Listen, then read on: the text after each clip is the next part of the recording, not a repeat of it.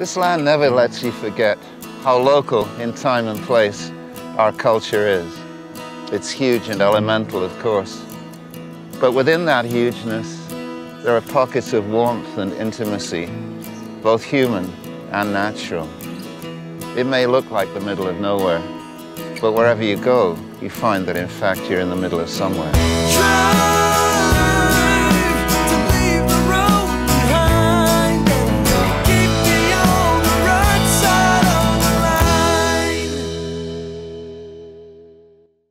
In the hollow below him, two young Cree warriors from One Arrow's band were dancing too, to keep up and share their courage.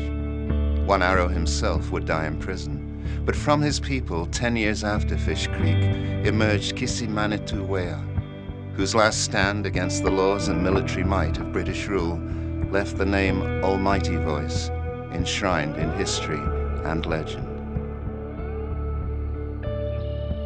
I first encountered the mythology of Almighty Voice through one of those small chains of accidents that seem to occur throughout my life when something worth learning is about to be discovered.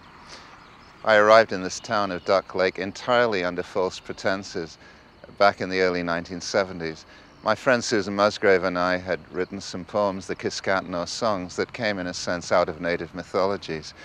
And we were invited to a cultural conference on Beardy's Reserve, just here in Duck Lake. When we arrived, having hitchhiked out from the west coast, the local people realized that we were not, of course, natives. This was my first encounter with Cree people, with their sly, humorous, tolerant way of treating things. I was totally taken aback to be introduced the next evening as Susan Muskrat and Sean Vertigo. We had a wonderful time, a wonderful taking into the edges, at least, of a culture. And I found in a store a little booklet about Almighty Voice. I was affected immediately. At the time I was writing a book about Ned Kelly, the Australian outlaw. And with my heritage, the idea of any man holding an army at bay for days, was bound to appeal.